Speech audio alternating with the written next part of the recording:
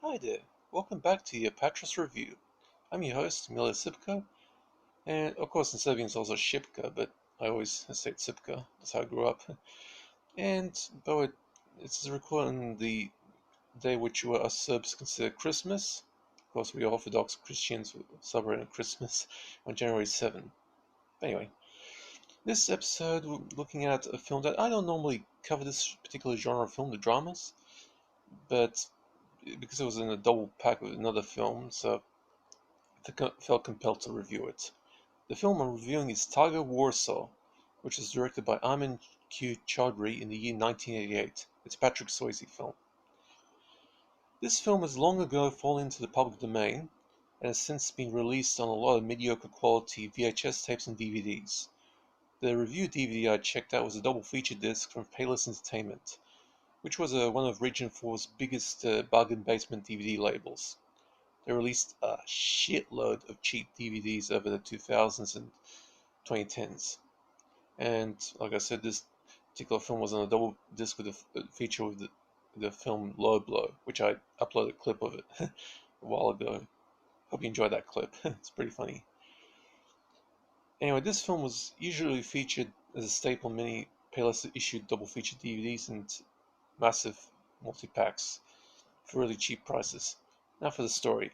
Chuck Tiger Warsaw, a former star basketball player and recovering drug addict, who fled his hometown in disgrace after his sister falsely accused him of trying to rape her, as an overreaction to him sneaking into her room to watch her undress and accidentally shooting his father during the confrontation, returns to the town after 15 years, seeking to make amends.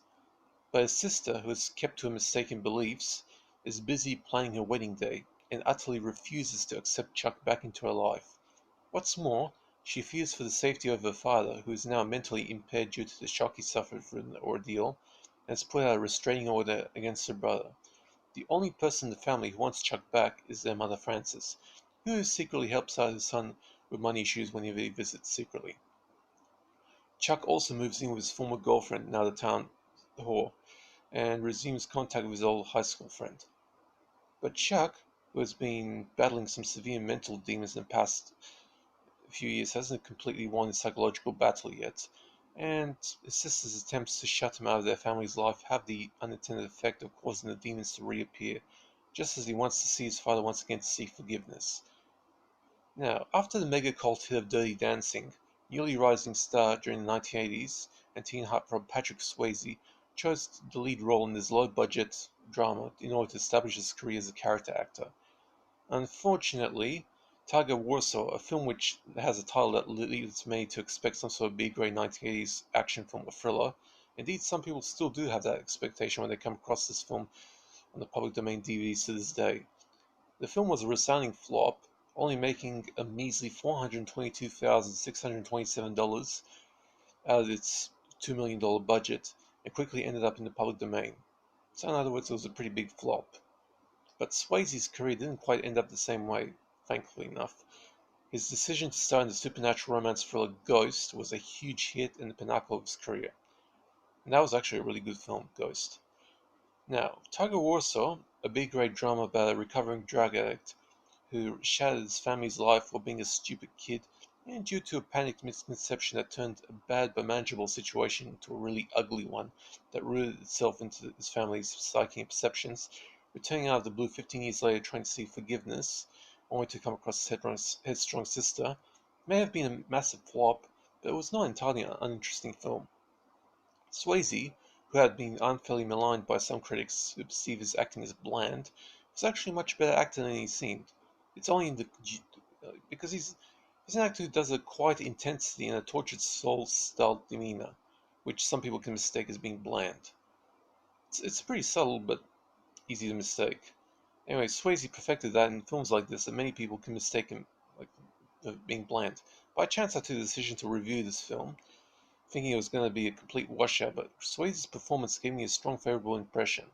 Indeed, he is the best thing about this film, giving his role of the former drug addict who is still battling mental demons. Uh, I mean, it gives an honest portrayal that really rang true for the film. It's one. It's better than the film deserves, in fact. If nothing else, Swayze's fans will find his performance here really favorable despite the really badly fleshed out script. Now, as for that script, despite Patrick Swayze giving a performance that the film more than the film deserves, the whole thing was just badly structured and also compounded by Pakistani director Amin Q. Chaudhry, who seemed to have a lost in translation moment due to not being well versed in American culture. I would also make the remark that this film was being saddled with a truly moronic script.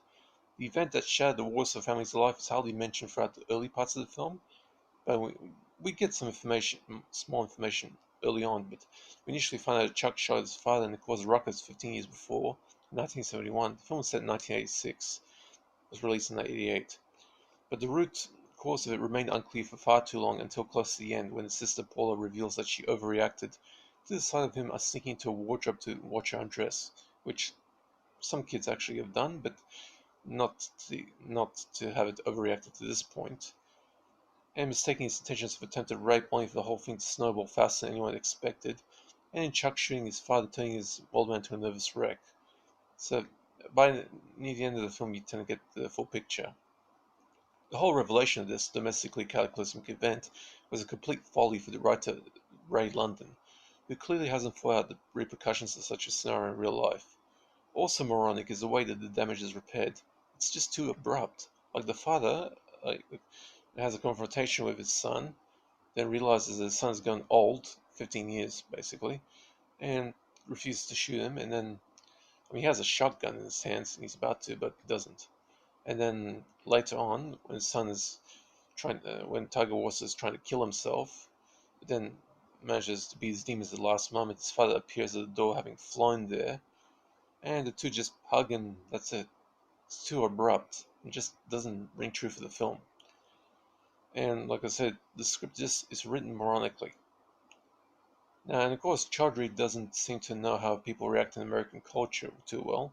He does make some mistakes with people's mannerisms, but it's mostly the script that's the offender here. At the end of the day, I would only recommend this to fans and completers of Patrick Swayze, due to his better than the film deserves performance. It is a pretty disappointing film, but an intriguing failure that will give many viewers room for thought at what could have been were this translated to the screen better. Now, there's no gore scene here. This is not a particularly violent film. A couple of gunshots, punches thrown, but nothing too violent. Probably wondering why the hell is Tiger Warsaw a drama instead of an action film? Now for the nudity, there is a very, very brief view of breasts from Chuck's sister, the actress playing the younger version, Amy Dix. Not kidding, that's her name.